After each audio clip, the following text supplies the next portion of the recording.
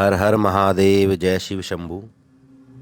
आज ओमकारेश्वर ज्योतिर्लिंग के बारे में जानेंगे। यह मंदिर मध्य प्रदेश के खंडवा में नर्मदा नदी के बीच मंदाता पर्वत व शिवपुरी नामक द्वीप पर स्थित है। यहाँ पर मंदाता नामक राजा ने शिव की घोर तपस्या करके उनको प्रसन्न किया था और जन कल्याण हेतु यहाँ पर ज्योतिर्लिंग के रूप में विराजित होने का आग्रह किया था।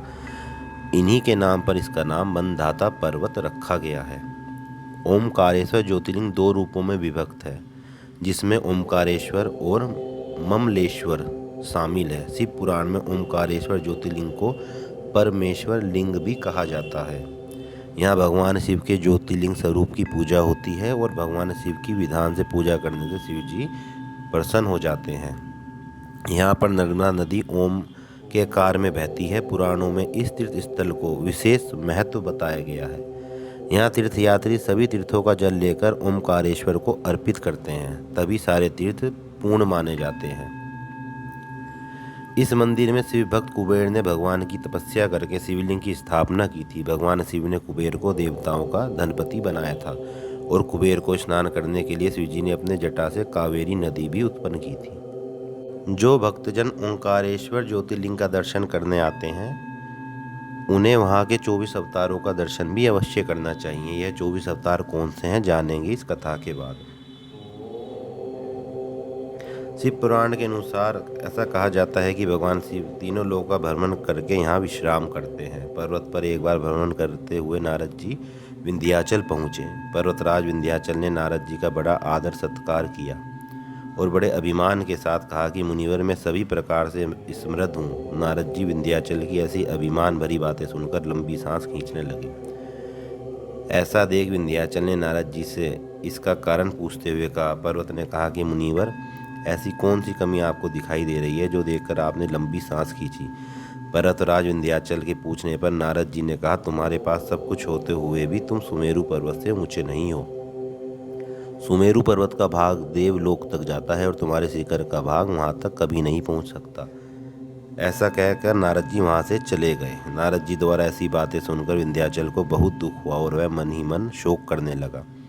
इसके पश्चात जहां भगवान शिव साक्षात शिवलिंग के रूप में विराजमान है, वहां पर विंध्याचल शिवलिंग स्थापित कर भगवान शिव की आराधना करने लगा और लगातार भगवान शिव की 6 महीने तक पूजा अर्चना की। विंध्याचल के सच्ची श्रद्धा से प्रभावी होकर भगवान शिव साक्षात प्रकट हो गए और विंध्याचल को दर्शन दिए और उससे वर मांगने को कहा। विंध्याचल ने कहा, हे देवेश्वर, हे महेश, यदि आप मुझ पर सच में प्रसन्न हैं तो मुझे कार्य सिद्ध करने वाली अभिष्ट बुद्धि प्रदान करें। भगवान शिव ने विंध्य को उत्तम वर दिया। उसी समय देवगण और कुछ ऋषिगण भी वहां आ गए। उन्होंने भगवान शंकर की विधिवत पूजा की और स्तुति के बाद भगवान शिव से अनुरोध किया कि वह उसी स्थान पर विराजमान हो जाए। भगवान शिव ने उन सबकी बातों को स्वीकार कर लिया और वहां पर स्थित एक ही ओमकार लिंग 2 स्वरूपों में विभक्त हो गया, जिससे सदाशिव उत्पन्न हुए। उन्हें ओंकार के नाम से जाना गया। इसके अलावा पार्थिव मूर्ति में जो ज्योति प्रतिष्ठित हुई उसे परमेश्वर लिंग के नाम से जाना जाता है। आपको बता दें कि इस परमेश्वर लिंग को ममलेश्वर लिंग भी कहा जाता है। यहाँ पर जो 24 अवतार हैं वह इस प्रकार हैं।